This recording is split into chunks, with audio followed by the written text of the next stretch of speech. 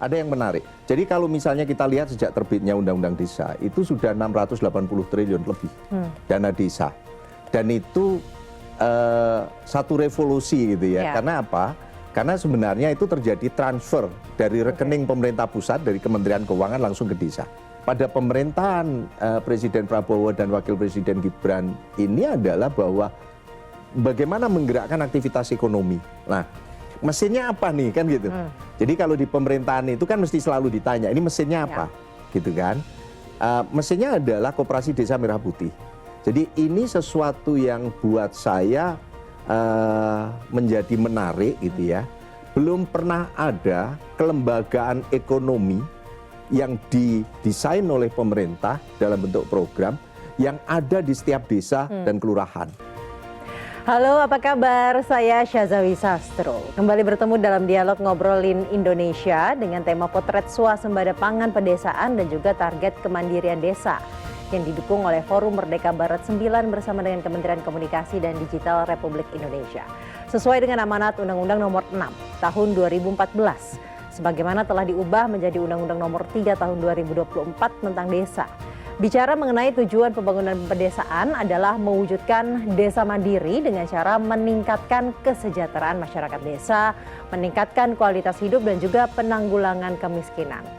1 tahun pertama pemerintahan Presiden Prabowo Subianto dan Wakil Presiden Gibran Rakabuming Raka, Kemendes PDT menargetkan peningkatan status 15.000 desa maju di tanah air menjadi desa mandiri di tahun 2026. Begitupun dengan ikhtiar meningkatkan desa berkembang menjadi desa maju dan desa sangat tertinggal menjadi desa tertinggal. Melalui 12 aksi prioritas Bangun Desa, Bangun Indonesia, Kementerian Desa dan Pembangunan Daerah Tertinggal mewujudkan program prioritas strategis nasional, khususnya terkait kedaulatan pangan di desa, peningkatan gizi masyarakat desa melalui program MBG dan juga pengurangan kemiskinan serta kemiskinan ekstrim di pedesaan. Untuk program swasembada pangan di pedesaan, Kemendes PDT telah mengeluarkan keputusan Menteri tentang panduan penggunaan dana desa untuk ketahanan pangan dalam mendukung swasembada pangan. Namun sebelum kita mulai sesi kali ini, kita akan simak terlebih dahulu informasi yang menjadi pengantar tema dialog berikut ini. Menurut saya sangat penting ya, karena apa? Pertama dia bisa mengurangi atau mencegah urbanisasi yang dari desa ke kota buat cari kerja. Kalau desanya bagus, desanya banyak lapangan kerja, desanya sukses, menurut saya sih insya Allah pasti orang desa itu, pemuda-pemuda desa tidak akan mencari kerja ke kota, malah dia akan bisa membangun di desanya dan menjadi sukses di desanya gitu.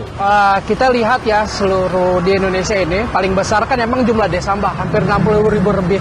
Jadi untuk secara ekonomi ketika ingin membangun nasional secara ekonomi harus membangun dari desa dulu. Kalau desa bisa maju dan sejahtera, kemungkinan besar recovery secara ekonomi nasional bisa akan tercover secara keseluruhan. Menarik sekali. Nah, penting banget sih kalau pembangunan desa ya, apalagi dia ada kontribusinya juga sama kota kan, bersambung juga.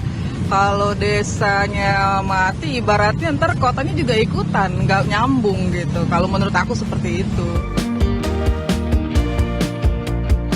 Jelas penting ya Mbak ya, karena sisi pertanian sendiri kan memang basisnya di desa ya Mbak. Nah sekarang kan pemerintah punya ada program cetak sawah, terus ada pembangunan optimalisasi lahan, dan itu salah satu bagaimana membangun basis ketahanan di desa sendiri. Nah dari basis ketahanan itu kan tujuan akhirnya adalah swasembada pangan Mbak. Karena desa itu kan ini kan jadi pilarnya ya, apalagi kalau pertanian itu kan adanya di desa ya. Peternakan juga banyak kan di desa. Jadi kalau bisa sih memang pembangunan memang harus merata sampai ke desa gitu. Terutama untuk infrastruktur jalan, karena nanti untuk distribusinya itu kan butuh jalan yang bagus ya kayak gitu. Petani-petani itu sebenarnya harusnya disejahterakan ya. Ilmunya ditingkatkan gitu, gimana caranya dia bisa kita nggak usah impor lagi gitu ya.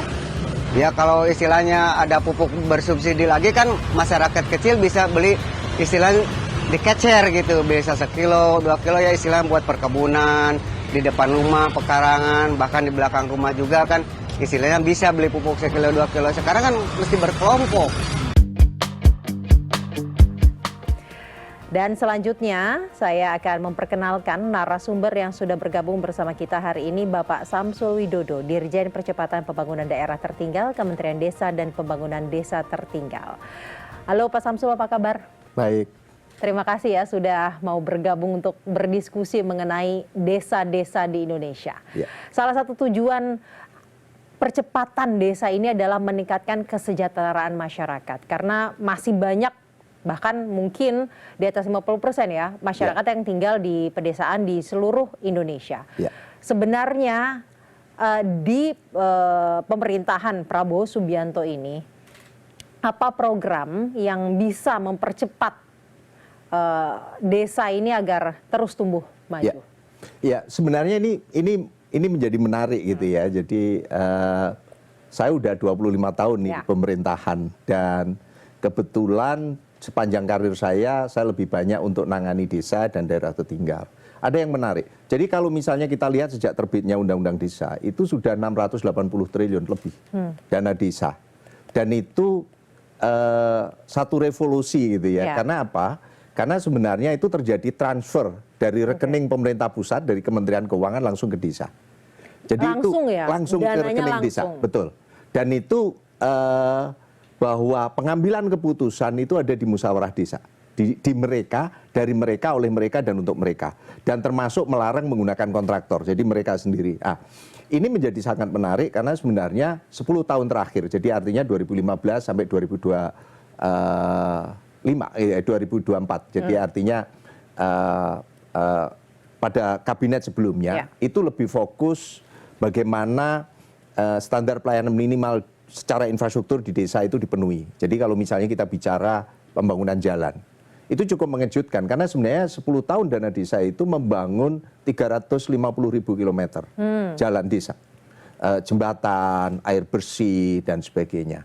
Nah, jadi kalau kita bicara 35.000 kilometer itu sama dengan Aceh, gitu, Sabang sampai Merauke itu 35 kali gitu kan, bolak-balik kan. Jadi 1.000 kilometer. panjang sekali. Panjang sekali. Jadi itu. Lah, pada saat ini kan gitu, pada konteks saat ini ada yang sangat menarik adalah bahwa pada pemerintahan Presiden Prabowo dan Wakil Presiden Gibran ini adalah bahwa bagaimana menggerakkan aktivitas ekonomi. Gitu. Itu yang menjadi penting. Jadi melengkapi dari yang sebelumnya, bagaimana menggerakkan aktivitas ekonomi. Nah, mesinnya apa nih kan gitu. Jadi kalau di pemerintahan itu kan mesti selalu ditanya, ini mesinnya apa? Gitu kan. Mesinnya adalah Koperasi Desa Merah Putih. Jadi ini sesuatu yang buat saya menjadi menarik gitu ya. Belum pernah ada kelembagaan ekonomi yang didesain oleh pemerintah dalam bentuk program yang ada di setiap desa dan kelurahan.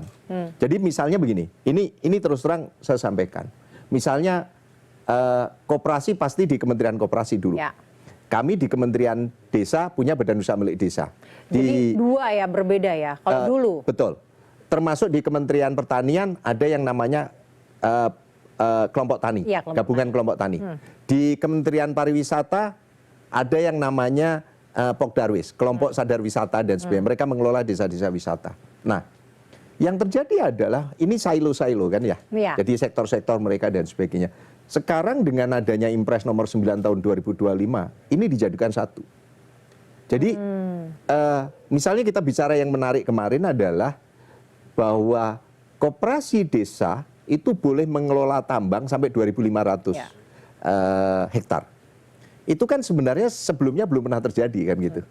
Jadi artinya adalah bahwa semua kementerian bergerak dan menggunakan satu kendaraan yang sama, yaitu Koperasi Desa dan Kelurahan Merah Putih. Jadi menariknya di situ. Jadi KKP, Kementerian Kelautan dan Perikanan menggunakan Koperasi Desa Merah Putih. Kementerian Desa sendiri menggunakan Koperasi Desa Merah Putih. Dan harapannya Kementerian Pariwisata untuk pengelolaan desa-desa wisata adalah menggunakan Koperasi Desa Merah Putih. Gitu kan. Dengan peleburan ini artinya peningkatan ekonomi masyarakat desa akan semakin cepat. Artinya adalah bahwa bisa dibayangkan bahwa kita masuk di dalam satu kendaraan yang sama, tujuan yang sama untuk bisa menggerakkan. Dan itu dari satu sisi, dari sisi kita berkoordinasi bersama-sama, tetapi dengan adanya setiap desa dan setiap kelurahan, bisa dibayangkan begini, kita ini kan punya isu di oversupply dengan over demand, ya kan? Bahwa kita ini hidup di 17.000 pulau. Kita punya isu di logistik. Jadi seringkali kita mendapatkan pemberitaan overproduksi dibuangin. Ya. Karena mereka tidak tahu. Tapi dengan adanya koperasi-koperasi ini, tahap berikutnya adalah operasionalisasi dan digitalisasi, sehingga secara digital kita tahu koperasi mana yang gudangnya isi apa. Oh, semuanya juga akan terdigitalisasi, Betul, gudang-gudang di betul. koperasi. Makanya di Kementerian Koperasi membuat kedeputian baru. Kalau nggak salah, pengembangan bisnis dan digitalisasi. Jadi artinya kalau ini sudah digitalisasi, bisa dibayangkan kan misalnya begini, suatu saat mungkin koperasi sekabupaten Sukabumi punya supermarket di Jakarta atau punya supermarket di Bandung untuk menampung produk-produk dari petani-petani yang ada di Kabupaten Sukabumi. Bisa dibayangkan kalau mereka patungan, gitu kan. Nah, ini yang sebenarnya yang diharapkan oleh Presiden, bahwa dengan adanya yang kecil-kecil ini dikonsolidasi, itu akan menjadi sesuatu yang cukup signifikan dan bisa berkompetisi dengan korporasi. Gitu. Namun persoalan di lapangan yang kami temukan juga nih Pak, bagaimana kemudian meyakinkan masyarakat untuk ikut andil ke koperasi, karena kan mereka berpikirnya mau pinjamnya saja, sedangkan kan nggak bisa gitu kalau misalkan koperasi. Sebentar Pak, tapi saya harus mengingatkan rekan-rekan media, jika ada yang mau bertanya nanti langsung tulis saja di kolom komentar, karena setelah diskusi ini saya akan membuka sesi pertanyaan dan akan membacakan pertanyaan Anda di kolom chat Zoom. Silakan Pak. Ya. Ini yang menjadi tantangan gitu ya, menjadi tantangan dan diakui atau tidak. Kalau kita bicara koperasi itu kan dalam benak kita itu kan simpan pinjam. Ya. Jadi ini menjadi tantangan yang cukup lumayan gitu ya buat pemerintahan saat ini untuk bagaimana merubah image itu menjadi bahwa koperasi ini menjadi wujud ekonomi Pancasila gitu kan. Jadi menjadi kendaraan kita semuanya bagaimana menggerakkan ekonomi yang berasal dari desa. Jadi artinya itu, dan tidak ada di dalam aturan itu bahwa selama ini di pemerintahan pada saat saya mengikuti juga rapat koperasi tidak pernah dibahas bahwa ini simpan pinjam, tidak. Tapi bicaranya di produksi, bicaranya adalah bagaimana mereka mengkonsolidasi para peternak, bagaimana mereka mengkonsolidasi para petani, mengkonsolidasi para nelayan, sehingga skala ekonominya mereka itu kan terbangun. Jadi petani-petani kita itu kan rata-rata setengah hektar ke bawah gitu ya. Nelayan kita juga kecil-kecil. Dengan skala ekonomi ini kan kalau kita mau ketemu market itu kan satu kontainer. Dan ini peran dari koperasi itu sendiri. Makanya di koperasi itu kan didorong saat ini lagi proses untuk mereka juga punya gudang dingin, dan sebagainya. Dan itu harapannya adalah untuk menampung produk-produk pertanian. Kemudian apakah instrumen-instrumen untuk mengukur perkembangan desa ini dengan program baru ini, dengan skema ini akan ada perubahan juga mengikuti dengan program baru? Terus terang jujur saja, kalau kita bicara mengenai pangan gitu ya, ini kalau kita lihat gitu ya, saya kadang diskusi dengan teman-teman. Singapura itu berapa lama sih bisa bertahan? Ketahanan pangan Singapura itu gudang-gudang mereka itu diisi sekitar 6 bulan. Jadi 6 bulan diisi, menjelang 6 bulan menjelang expire dikeluarkan, diisi lagi dan sebagainya. Nah, kalau kita bicara di Indonesia, sebenarnya masa depan pangan, masa depan energi itu ada di mana sih? Di desa kan sebenarnya. Nah, itu yang seringkali kita lupakan. Jadi seringkali kita lupakan pada saat kita bicara mengenai ketahanan pangan itu selalu dekat dengan desa. Selalu pasti ada di desa. Nah, memang ada beberapa isu yang harus kita selesaikan. Satu adalah ada yang namanya krisis regenerasi petani sebenarnya. Jadi dari sisi PDB, sektor pertanian itu cukup memberi kontribusi yang cukup tinggi. Jadi artinya Indonesia ini sebenarnya pertanian harus digarap dengan serius, kan gitu.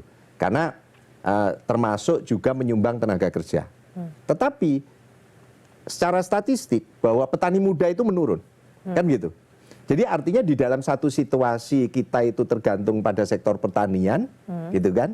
Karena memang posisi kita seperti itu, tapi petani mudanya menurun. Tetapi dengan adanya makan bergizi gratis kan gitu, ada pasar baru nih, pasar baru yang cukup besar, 82,9 beneficiaries.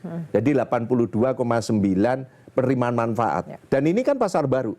Jadi artinya ada pasar baru untuk kita memproduksi ayam, kita memproduksi ikan, gitu kan, ikan tangkap, ikan darat, telur, sayuran, dan sebagainya. Jadi kalau saya melihat dari data-data yang ditampilkan oleh teman-teman dari Badan Gizi Nasional gitu ya, misalnya belanja toge gitu kan, belanja toge itu dalam 1 tahun bisa 3, sekian triliun, bisa dibayangkan dalam 1 tahun. Kalau 30.000 dapur ini semuanya terinstall, 82,9, 1 tahun belanjanya 300 sekian triliun. Jadi ada market baru, ada gerakan baru yang sebenarnya sumbernya ada di Itu desa. artinya nanti dapat membangkitkan semangat agar regenerasi petani ini terjadi dan menggerakkan ekonomi tetap di desa. Betul, betul. Jadi kan sebenarnya kalau marketnya sudah terbangun gitu ya, kalau marketnya sudah ada, otomatis mereka yang tadinya tidak punya keinginan dan sebagainya, karena selama ini orang tua mereka kalau produksi nyari pembelinya susah gitu kan. Dan Timbul harapan baru lah ya Pak? Muncul harapan baru, muncul peluang baru. 82,9 beneficiaries gitu kan. Jadi ini cukup besar. Akan seberapa besar Pak lonjakannya dengan program yang seperti saat ini? Kalau kita hitung ya, saya punya data kebutuhan dalam 1 hari gitu ya, dapur itu. 1 hari dapur itu belanjanya adalah 10.000 kali 3.000. Kalau dapurnya rata-rata 3.000, ada yang 3.500, 3.800. Berarti sekitar 30 juta per hari. Kalau dapurnya itu 30.000 kan berarti 30 juta kali 30.000 kan? Ya. 9 triliun. 9 triliun. Ya, 9 triliun. Gitu kan. Jadi ini kan besar sekali gitu kan. Besar sekali. Makanya sebenarnya alokasinya kan 300 triliun lebih. Gitu kan. Jadi bukan 9 triliun, 900 miliar. Gitu kan. Jadi hampir 1 triliun per hari. Kalau setahunnya 365 hari kan gitu. Nah, berarti kan ada satu gerakan yang cukup signifikan. Jadi dan dari data kami 70% dari 82,9 itu ada di desa sebenarnya. Jadi artinya siswanya itu ada di desa 70%. Siswanya 70% justru ada di desa. Ada di desa. Justru itu yang kemudian akan meningkatkan kesejahteraan di desa kalau misalkan program ini berjalan dengan. Karena serapan akan menjadi besar kan. Serapan terhadap kebutuhan, misalnya taruhlah ya, misalnya. Saya berandai-andai, dalam 1 minggu itu kan apakah 2 kali ayam, 2 kali telur, ikan, atau gantian, 2 kali ikan, 1 kali ayam, 2 kali telur, dan sebagainya. Dan melihat paparannya dari Badan Gizi Nasional, 1 dapur itu dalam 2 minggu harus motong ayam 300 ekor. Dalam 1 minggu. Kan gitu. Kan nggak mungkin hari ini mau disajikan, malam kita kejar-kejar dulu ayamnya itu. Kan gitu. Ini kan bukan sesuatu yang instan gitu ya. Jadi artinya adalah bahwa akan ada kebutuhan produksi. Akan ada kebutuhan produksi meningkat gitu kan. Dan ini meningkat gitu kan. Dan Pak, selain ketahanan pangan, sebenarnya instrumen apa lagi yang bisa menjadi indikator peningkatan status desa itu sih Pak? Pertama, saya mungkin tambahkan untuk ketahanan pangan. Dana desa itu sejak pemerintahan Pak Presiden Kabinet yang saat ini itu 20% minimal untuk ketahanan pangan. Jadi setiap tahun itu alokasinya 14 triliun. 14 triliun itu rata-rata per desa 200 juta. Dan cukup besar lah. 200 juta itu kalau kita buat ayam, peternakan ayam itu bisa 300 ekor. Ayam petelur. Itu bisa produksi setiap hari. Jadi itu. Berikutnya adalah kalau kita bicara mengenai bagaimana meningkatkan desa kan gitu. Pak Menteri Desa itu selalu mengatakan bahwa bagaimana mereka itu bisa nyaman tinggal di desa, bisa bekerja di desa tapi penghasilan kota gitu kan. Kan beliau selalu mengatakan begitu. Saat ini kan terakhir perintah dari Presiden adalah bahwa desa-desa yang belum mempunyai listrik gitu ya, itu harus diselesaikan sampai 2029. Itu salah satunya. Jadi isunya adalah di infrastruktur, termasuk akses internet. Jadi kapan itu kemarin Pak Menteri juga ketemu dengan Menteri Komdiji membahas mengenai akses internet. Karena sekitar 3.000-an desa. Sekitar 3.000-an desa yang sebenarnya kategorinya itu kan ada yang sinyalnya sangat kuat dan kurang kuat dan tidak ada sinyal. Yang tidak ada sinyal itu sekitar 3.000-an desa. Itu berapa persen Pak dari jumlah desa? Jumlah desa itu 75.265. Jadi artinya kalau misalnya dari situ ya nggak sampai 10%, ya 5%. 5%, jadi masih di bawah. Tetapi sinyal ini kan dari provider itu kan bergerak terus gitu ya. Ya mungkin bulan depan mereka sudah ada sinyal di wilayah itu dan sebagainya, itu bergerak terus. Dan kami dengan Komdiji juga lagi menyocokkan mengenai data. Begitu juga mengenai listrik pedesaan. Jadi listrik pedesaan juga kami juga rapat intensif dengan Kementerian ESDM untuk nyocokin datanya. Karena sebenarnya ukuran kami elektrifikasi pedesaan itu bukan basisnya desa, tapi rumah tangga. Jadi berapa rumah tangga yang sudah teraliri listrik. Jadi kalau ukurannya desa, satu listrik pun sudah dikatakan desa itu berlistrik. Jadi itu yang kami sedang satu desa berlistrik, tapi belum tentu semua rumah tangga mendapatkan listrik kalau ukurannya desa ya Pak ya? Ini ukurannya harus rumah tangga, jumlah rumah tangga. Jadi jumlah rumah tangga yang harus dipakai. Baik, kemudian infrastruktur dikerjakan, ketahanan pangan pun dikerjakan. Betul. Kemudian bagaimana, apakah akhirnya indikator-indikator ini bisa menurunkan angka kemiskinan ekstrim Pak di pedesaan? Ya, gini, itu dari beberapa kali praktek yang terjadi adalah bahwa rata-rata mereka petani gitu ya. Mereka petani. Jadi pada saat mereka yang masuk di dalam kategori miskin ekstrim itu adalah buruh tani biasanya. Jadi mereka tidak punya lahan. Jadi mereka buruh tani. Jadi mereka bekerja di petani yang punya lahan. Kan gitu. Sesama orang desa juga. Betul. Nih. Jadi biasanya ini saya mencoba menjelaskan dengan satu gambaran yang mudah gitu ya. Jadi mereka rata-rata buruh tani. Jadi yang mereka tergantung pada sektor pertanian. Dengan ada serapan tinggi, dengan adanya serapan tinggi, otomatis suplai kan harus permintaan tinggi, suplainya kan harus ditinggikan. Dengan begitu produksi harus ditingkatkan. Dengan adanya produksi yang meningkat, serapan terhadap tenaga kerja ini kan harus meningkat. Jadi mereka itu kan paling dipekerjakan biasanya pada saat tanam ataupun panen. Dan diharapkan upahnya juga meningkat ya Betul. Pak ya? Karena nilai tukar petani itu selama kabinet ini sudah 125 poin gitu ya. Jadi artinya sudah cukup tinggi gitu kan. Nah, dengan begini petani nanti dengan pendapatannya tinggi. Jadi buruh tani ini dengan peluangnya semakin besar, produksi meningkat, mereka bisa punya tabungan gitu kan. Dengan adanya tabungan. Kan kalau kita bicara kemiskinan itu kan ada dua aspek. Satu adalah bagaimana mengurangi beban pengeluaran. Jadi pengeluaran mereka dikurangi.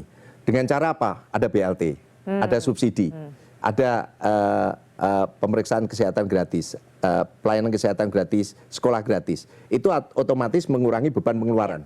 Sehingga mereka nggak ada pengeluaran di sini. Ada BLT juga. Dan berikutnya adalah bagaimana meningkatkan pendapatan. Jadi kalau pendapatan meningkat, otomatis mereka belanjanya akan bertambah.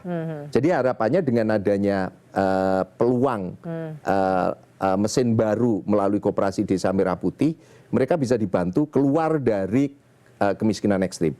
Yang tadinya buruh tani, paling tidak dia bisa sewa. Jadi dari buruh tani dia bisa sewa, dari sewa mungkin suatu saat dia punya lahan sendiri. Punya lahan sendiri. Nah, itu artinya sebenarnya Koperasi Merah Putih menjadi mesin sentral untuk meningkatkan kesejahteraan desa. Betul. Jadi mesin untuk menggerakkan aktivitas ekonomi di level desa. Jadi jangan berpikir simpan pinjam gitu ya. Jadi jangan berpikir simpan pinjam. Itu yang sebenarnya kita semuanya dari semua kementerian sedang bergerak bersama untuk bagaimana mendorong operasionalisasi koperasi desa Kelurahan Merah Putih. Kemudian bagaimana juga menjelaskan ke masyarakat di desa bahwa koperasi ini kan sudah dari atas nih Pak, udah dari top down gitu istilahnya. Bagaimana menjelaskan mereka agar enggak ini buat kita bersama gitu. Kalau dari Kementerian Desa, bagaimana menjelaskan ke saya melihat masyarakat ini kan, di desa? Saya melihat ini kan sudut pandang yang boleh bisa saja dikatakan misalnya seperti top down. Tapi spirit gotong royong sebenarnya itu kan ada di jiwa masyarakat kita, kan gitu. Ada di jiwa masyarakat kita. Tanpa pemerintah yang memulai, dimanapun, tanpa pemerintah yang memulai, hal-hal yang secara nasional gitu ya, dengan begitu banyak keberagaman tidak akan muncul. Fakta di lapangan selama ini di desa seperti apa memang Pak? Tanpa pemerintah yang memulai memang tidak akan ada. Beberapa koperasi yang muncul dari mereka. Ada beberapa koperasi yang muncul dari mereka dan mereka eksis gitu kan. Jadi sebenarnya itu. Tetapi ini kan belum pernah direplikasi secara nasional. Jadi kalau misalnya tanpa pemerintah memulai kan tidak ada. Jadi yang namanya trigger oleh pemerintah, contoh oleh pemerintah, best practices oleh pemerintah itu kan ya harus pemerintah yang memulai. Kalau ini perputaran ini nanti sudah bisa berjalan normal, swasta yang akan muncul. Jadi misalnya begini, sambil contoh. Kalau koperasi kelembagaan ekonomi ini sudah ada, koperasi-koperasi desa sudah ada, petani-petani sudah dikonsolidasi oleh koperasi, pergudangan ada, terus nelayan juga sudah dikonsolidasi, artinya bisa saja dong supermarket yang ada di Jakarta, di kota-kota besar kerjasama dengan koperasi untuk mendapatkan suplai. Mereka bisa kontrak, entah itu kontrak farming atau apa, sehingga ada kepastian. Petani itu sekarang kan tidak ada kepastian mereka. Mereka produksi, dia bisa produksi apapun, tetapi kan tidak ada kepastian. Dengan begini kan didorong ada kepastian. Kontrak terhadap makan bergizi gratis dengan SPPG untuk mereka suplai dan sebagainya. Sehingga terjadi putaran ekonomi di level masyarakat, di grassroots. Itu artinya mereka pede untuk melakukan produksi yang lebih banyak dan lebih besar ya? Ya artinya karena marketnya sudah, jadi mereka bisa melakukan kontrak farming kan, gitu kan. Misalnya, supermarket yang ada di Jakarta, mereka bisa kontrak dengan koperasi yang ada di Bandung, di Sukabumi, di Cianjur dan sebagainya. Dan koperasi ini kan bisa bekerja sama dengan koperasi-koperasi lain untuk bisa memenuhi kebutuhan itu. Gitu kan. Kalau koperasi desa dari tadi kita berbicara lebih banyak mengenai aspek penyerapan ya sebenarnya Pak. Kalau aspek produksinya seperti apa? Untuk kemudian swasembada pangan bisa. Saya rasa Pak Mentan gitu kan berkali mengatakan tunggu beberapa bulan lagi kita akan swasembada pangan. Jadi dengan adanya misalnya dapur, gitu kan, saya ambil contoh. 82,9 beneficiaries penerimaan manfaat itu kan sudah ada jelas. Di situ itu kan kebutuhan satu hari itu berapa kilogram beras, berapa ayam, berapa ikan, berapa telur itu kan sudah jelas. Gitu kan, setiap hari dan itu konstan kan. Di desa ini terjadi, mereka bisa kemudian memberi makan masyarakat desa mereka sendiri. Ya artinya selama ini sudah terbukti gitu ya. Selama ini sudah terbukti sudah dan terjadi itu ya Pak. Sudah terjadi walaupun memang belum semuanya gitu kan, tetapi kan sudah mulai bergerak ke desa-desa gitu kan. Dan itu sampai sekarang kan BGN juga terus memantau, mensupervisi dan sebagainya. Pemerintah daerah juga turun tangan, kami di Kementerian Desa juga melihat gitu, mendorong bagaimana supaya petani-petani untuk bisa mensuplai. Jadi kalau sudah ada kepastian, berarti kan ukuran dari produksi kan sudah ada kepastian. Karena semuanya sudah kelihatan kan, suplai dapur ini kebutuhannya seperti ini, non dapur berapa kebutuhannya dan sebagainya gitu kan. Nah selama ini kan mereka produksi, tapi mereka tidak tahu berapa besar serapan pasar, gitu kan. Itu yang terjadi. Pak sebenarnya kendala kan tadi kita sudah berbicara infrastruktur, kita sudah berbicara pangan, kendalanya beberapa ada juga listrik, akses internet. Kendala apa lagi yang sebenarnya dihadapi selama ini untuk meningkatkan status desa? Yang paling pokok adalah sebenarnya infrastruktur. Yang paling pokok infrastruktur. Yang paling berat itu adalah desa-desa yang di kawasan hutan gitu ya. Kapan itu kan juga ada pada saat hari waktu itu juga ada dialog dengan kementerian, ada diskusi juga dengan Kementerian Kehutanan dan sebagainya. Pak Menteri juga menyampaikan soal isu-isu itu dan sekarang juga lagi ada pembahasan dan sebagainya. Jadi artinya desa itu tidak bisa dilihat hanya desa. Jadi misalnya begini, di dalam desa itu kita bangunkan jalannya bagus. Saluran irigasinya bagus. Kalau kita bicara jalan, saluran irigasi, semuanya sudah tersedia. Sekolah ada, fasilitas kesehatan ada dan sebagainya. Tetapi kalau kita bicara irigasi misalnya, itu kan ada saluran nasional, ya. Ada saluran irigasi yang kelasnya nasional, provinsi, kabupaten. Jadi ada yang primer, tersier, sekunder dan sebagainya. Gitu kan? Jadi ini harus terintegrasi. Jadi saluran irigasi di dalam desa itu kan langsung sebagai inlet masuk ke sawah. Tapi kan ada saluran di atasnya. Kalau saluran di atasnya ini nggak selesai, ya nggak bisa masuk air kan. Sama dengan di dalam desa, karena ada desa, jalan di desa itu sudah mulai bagus. Ada yang udah dipaving, bahkan ada di aspal juga di level desa. Tapi kalau jalan keluar desa, atau jalan antar desa, atau jalan kabupaten ini nggak bagus, harus berkoordinasi lagi dengan instansi lain. Karena memang ada pembagian kewenangan. Ya. Ada yang memenang desa, ada yang memenang kabupaten, ada yang memenang provinsi. Jadi artinya adalah bahwa nggak akan bisa sendirian. Semuanya harus berkoordinasi. Jadi peningkatan status ini nggak bisa berbicara mengenai di dalam desa, di dalam desa saja ya. Jadi semuanya harus bekerja sama agar peningkatan status desa ini benar-benar terjadi. Pak, saya mau tanya deh, kalau misalkan status 15.000 desa maju di tanah air menjadi desa mandiri di tahun 2026, ini adalah keinginannya Presiden dan Wakil Presiden kita, programnya mereka, apakah itu mungkin terjadi? Apakah upaya selama ini sudah on track dan terlalu ambisius atau enggak? Enggak, fakta di lapangannya? Saya rasa pada saat menetapkan satu KPI gitu ya, satu target yang ada di situ itu kan ada di RPJMN. Dan itu tentunya sudah mulai dihitung, disimulasi, dilihat kan gitu.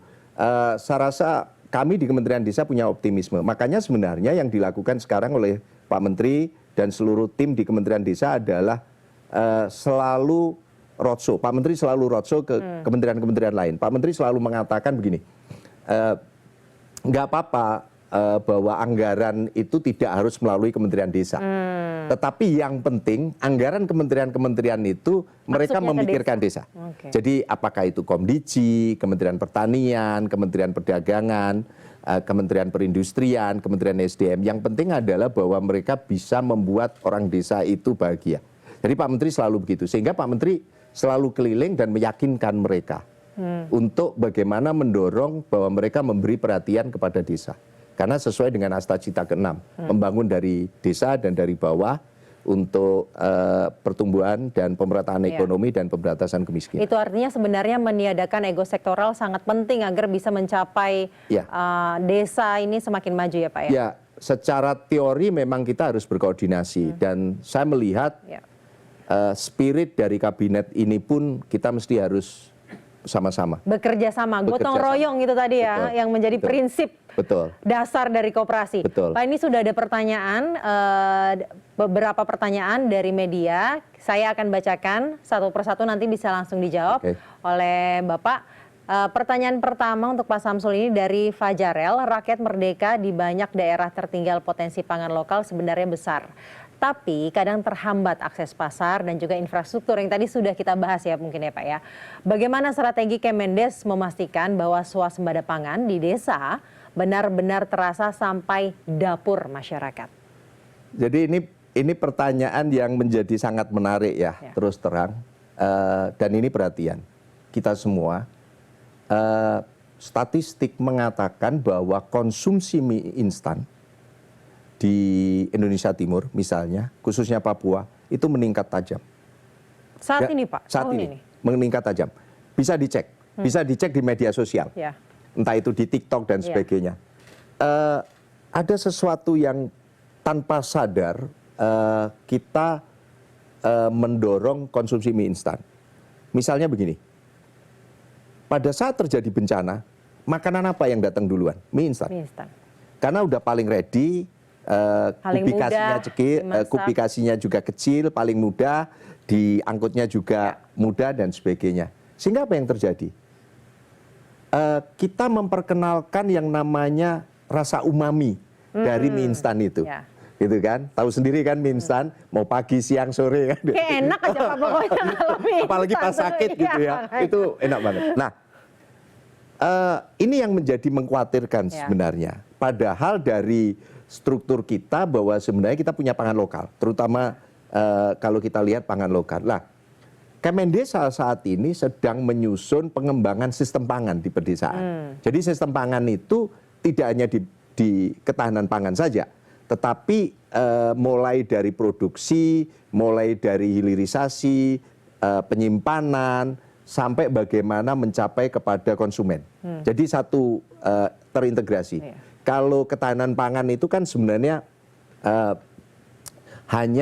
kalau ketahanan pangan itu kan bicaranya ketersediaan, aksesibilitas, dan variasi makanan. Menjamin bahwa mereka punya akses. Tapi kalau sistem pangan lebih luas. Jadi bagaimana gunung dan laut kan gitu. Jadi antara landscape dengan seascape itu harus terintegrasi. Lah, saat ini kami sedang menyusun dibantu oleh IFAD, International Finance Agriculture Development gitu ya, plus juga FAO untuk mengembangkan sistem pangan. Jadi mengembangkan sistem pangan ini bagaimana kita mencoba persiapkan masyarakat ini, bagaimana mereka mulai bertahap kembali ke pangan lokal. Jadi seperti yang pertanyaan tadi. Kan kita jujur aja bahwa banyak generasi-generasi muda yang sudah nggak mengenal. Nah, dari contohnya tidak mengenal apa nih Pak? Pangan lokal. Jadi misalnya begini, saya ada beberapa hasil video dan sebagainya, misalnya kalau kita makan sagu itu kan plain rasanya. Tapi kalau kita makan mie instan, bisa dibayangkan kalau anak-anak kecil mengkonsumsi mie instan. Papeda dengan mie instan mungkin akan lebih banyak memilih mie instan sekarang di timur ya. Betul, itu yang terjadi. Tidak hanya di timur, di Indonesia Barat juga akan terjadi seperti itu, gitu kan. Nah, berarti kan kita harus mengembalikan. Dan dari hasil riset kami, mengembalikan dari mana? Memperkenalkan rasa. Ternyata rasa itu diperkenalkan sejak MPASI. Sejak MPASI. Jadi kalau MPASI-nya itu diambilkan dari produk industri, sensor rasa mereka itu mengenal dari MPASI dan itu akan ke bawah sampai ke tua. Jadi jangan terkejut, kita tidak pernah ngajarin mereka makan spaghetti, tapi tiba-tiba dia bisa konsumsi spaghetti.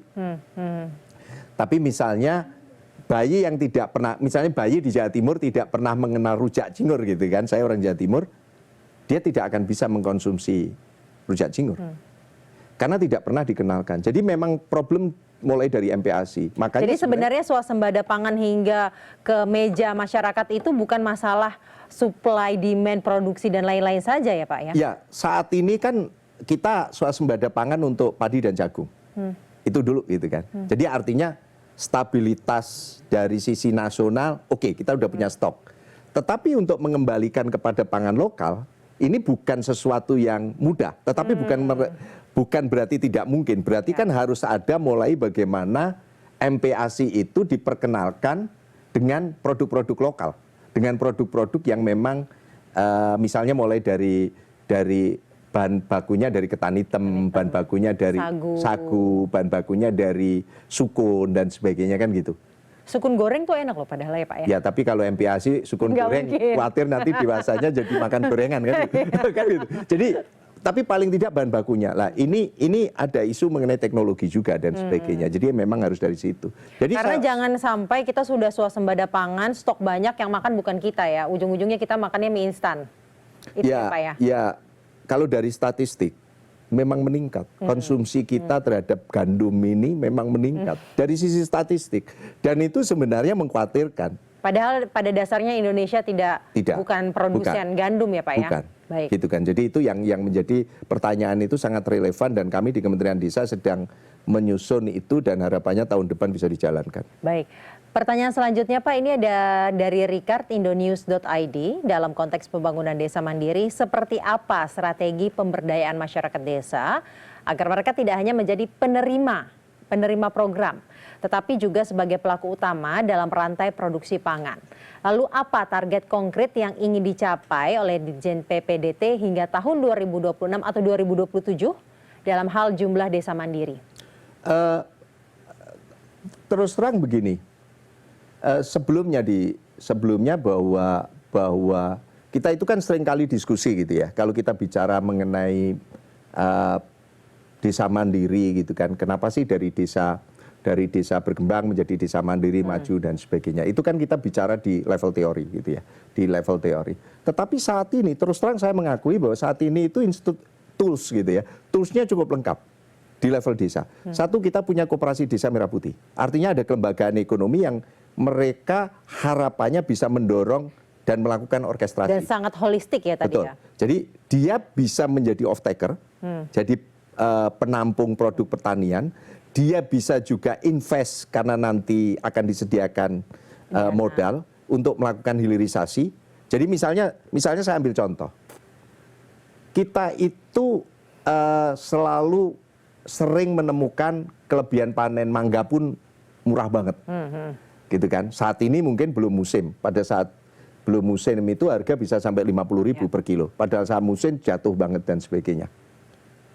Kan bisa di slice, di frozen, ya kan? Buah-buahan tropis ini kan selalu musiman, seasoning, gitu kan, musiman. Tapi kan tidak ada cold storage untuk menyimpan. Dan Presiden mengatakan bahwa setiap desa harus ada cold storage untuk menyimpan produk-produk segar, gitu kan, di samping gudang untuk makanan kering dan sebagainya. Nah, tools itu ada. Satu, motor ekonominya adalah koperasi desa Merah Putih, infrastrukturnya kan ada gudang-gudang ini juga dan sebagainya.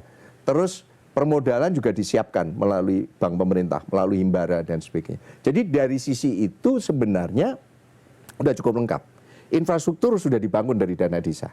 Jadi artinya dari situ sudah cukup lengkap, tinggal bagaimana ini menggerakkan. Jadi kami semua yang terlibat di dalam mendorong untuk operasionalisasi koperasi desa Merah Putih ya sekarang saat ini bergerak mendampingi mereka. Baik. Dan ini ada pertanyaan lanjutan Pak dari Waskito Indonesia.go.id. Mengingat masih ada 13,9% desa berstatus tertinggal dan sangat tertinggal.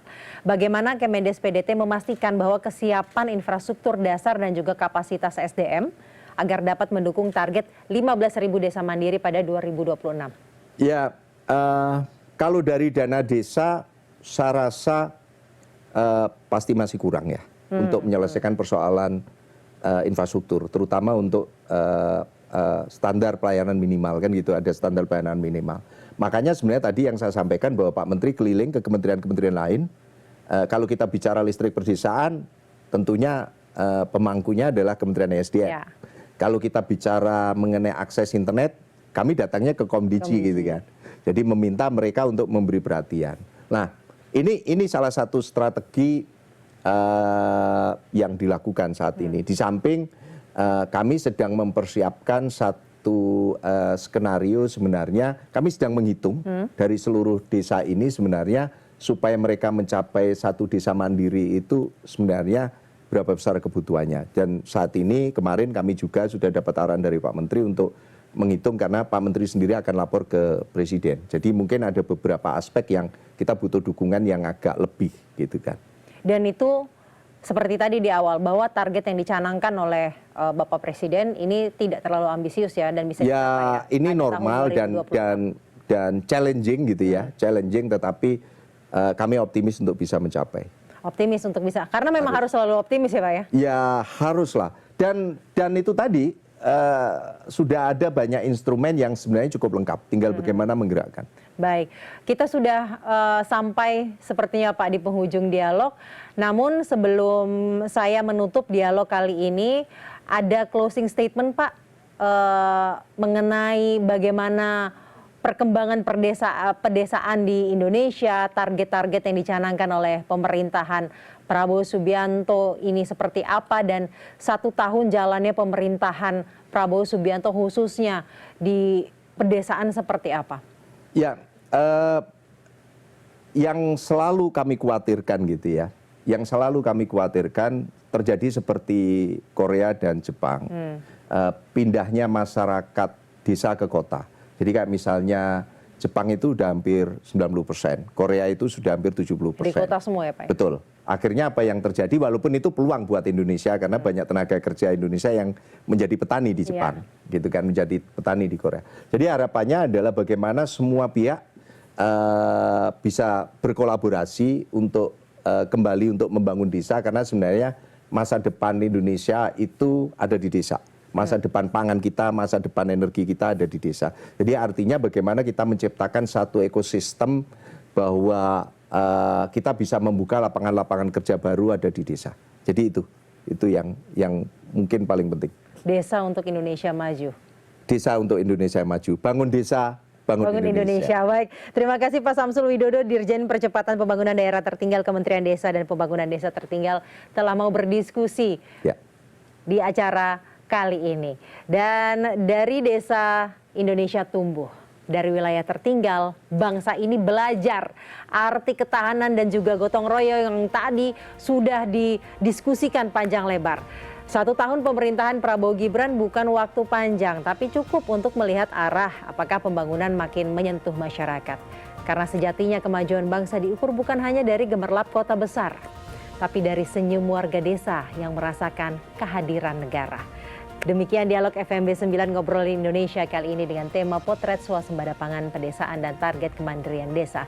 Terima kasih Pak Samsul telah bergabung dengan kami untuk membicarakan mengenai percepatan desa di Indonesia. Dari desa untuk Indonesia. Untuk Indonesia. Terima kasih Pak. Terima kasih.